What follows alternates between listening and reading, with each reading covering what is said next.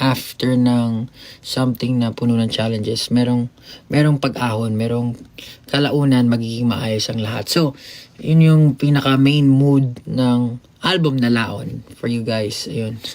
Laon. Yun yung inspiration talaga. Kasi parang ayoko naman habang buhay na parang yung mga kanta kong i-release puro mabibigat, puro malulungkot.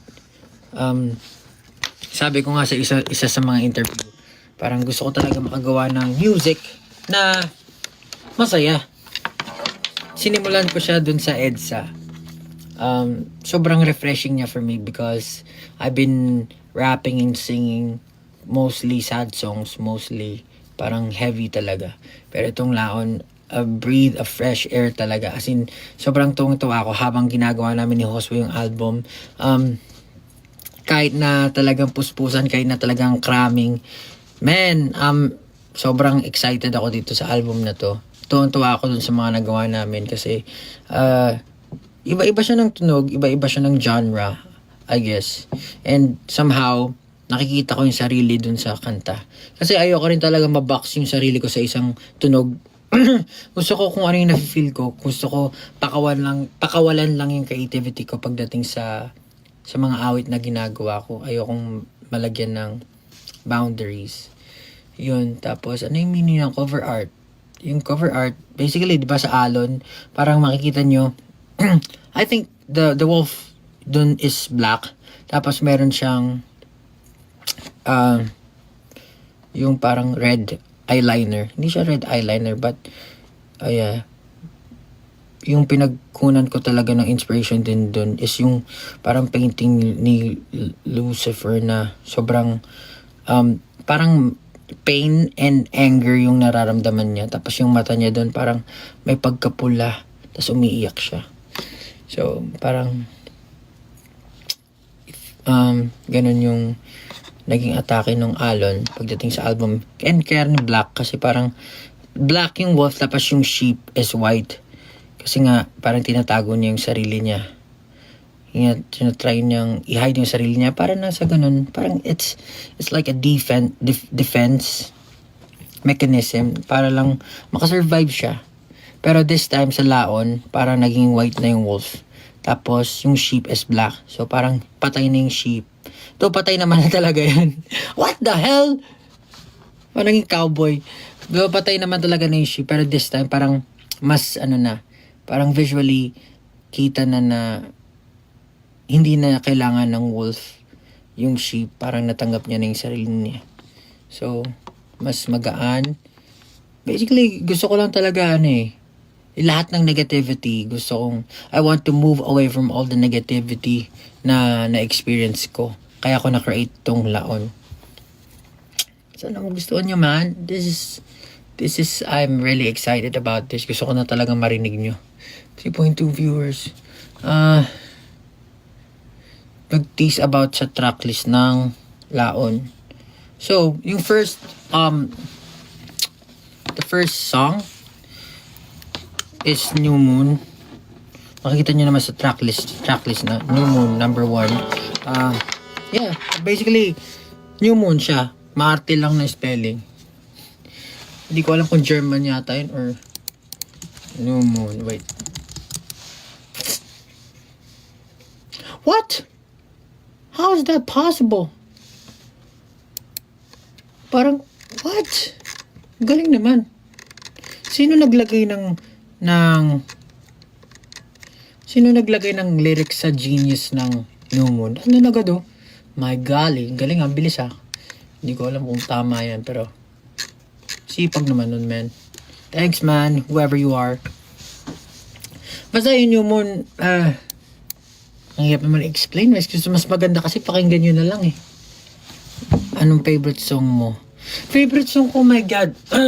Kung alam niyo lang, pag napakinggan nyo talaga yung album, parang ang hirap pumili ng favorite. Kasi iba-iba yung vibe niya, iba-iba yung yung tunog na binibigay niya. So, I guess yung Blessed napakinggan nyo na, yung Buta napakinggan nyo na. Totally different vibe yung binibigay ng dalawang kanta. So, pero hindi ko masasabi na mas maganda isa sa isa. Sometimes I would just like to listen to a song that's very light pag nagdadrive ako, so pakinggan ko yung Bless. But if I want to be hyped up, if I want to do a backflip, pakinggan natin yung Butata, di ba? Iba-iba talaga. Sobrang hindi ako makakapili kung anong track dun sa Laon yung pinaka-favorite ko. Ano matanong tayo? Mga recitation, set on fire. Saan ba kayo? Anong track yung pinaka-curious kayo? Hi, Pluto of Jabrico, wait. The Boy Cry Wolf, MB, please. Mitcha, you guys are excited for Mitcha? Some people were, parang they thought na pangalan nyo ng tao, Mika. Pero it's Mitcha. Maarte lang talaga yung spelling. Di ba? It's a deliberate act para lang siguro mag-ingay. Para may something interesting. Pero Mitcha parehas lang. Mitsa. M-I-T-S-A. Tulog. Ba't mo inartihan? Maarte ako. Bakit ba? Blessed. But I guess you just take all my stress, yes. Gusto ko po yung puyat. Yes. So, yung New Moon, technically, well, if you follow my lore, if you follow yung story na ginagawa ko, yung New Moon, kasi, di ba yung New Moon, paano ba? New Moon. Ano itsura ng New Moon? Pag may New Moon, di ba natatakpan ng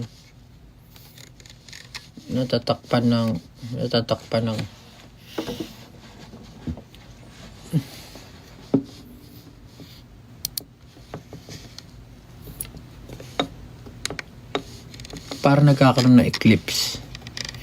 Good luck mamaya sa exams. Pao, nakita mo na birthday greeting na Malupiton. Oo, man! Thanks, man, whoever requested that to Malupiton. Actually, minessage ko siya, hindi niya akong binabasa eh.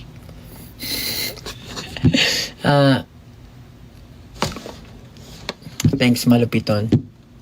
Lap trip talaga si Malupiton. Totoo lang. Kanta please, Pablo. Kanta please. Ano ba? Tapos yung second song is Don't Care. So, yun eh. Yung title pa lang malalaman yun na kung ano yung sinasabi ng kanta. Don't care. I don't care. And I guess, based dun sa nadinig nyo na, what do you call this? Preview. I don't really care if you like me. I've been trying all the pairs, it's a nightmare. If you're not getting my vow, why should I care? Shut your trap and just be quiet, give the mic yet. Alam mo yung parang ihing-ihi ka na, nagtitimpi ka lang. Parang sobrang gusto mo nung umihi.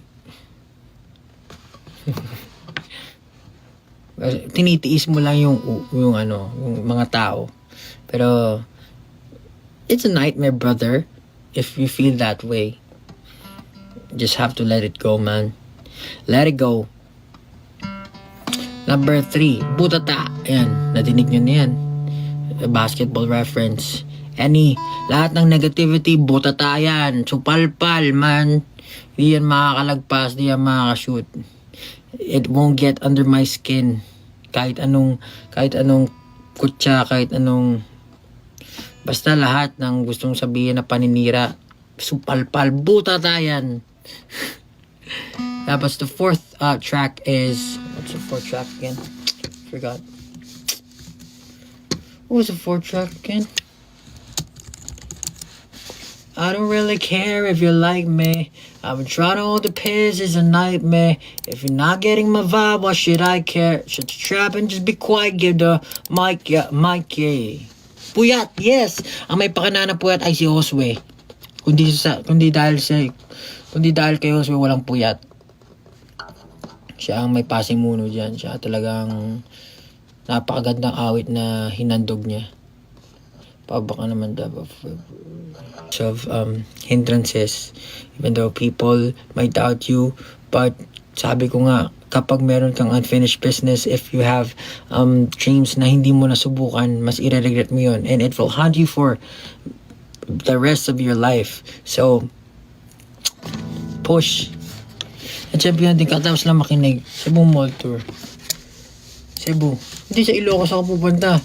Sa Ilocos pupunta si Volbap. Sa Ilocos. Yan, guys. So, hindi pala nakakaalam. I have a tour. Katapos lang ng tour ko dun sa Galleria una sa Robinsons. Sa September 22 naman pupunta ako sa Robinsons Ilocos. Sana samahan niyo ako dyan, magkita-kita tayo. And since ilalabas na yung album, make sure to memorize all the lyrics of the music, the songs, para naman masabayan nyo. Kasi malulungkot ako pag di sumabay sa akin, man. That's so sad, man. I feel betrayed, man. Tapos naman, una, Robinsons Galleria South, September 29. So, that's September 22 sa Ilocos, September 29 sa Laguna. Magkita-kita po tayo dyan.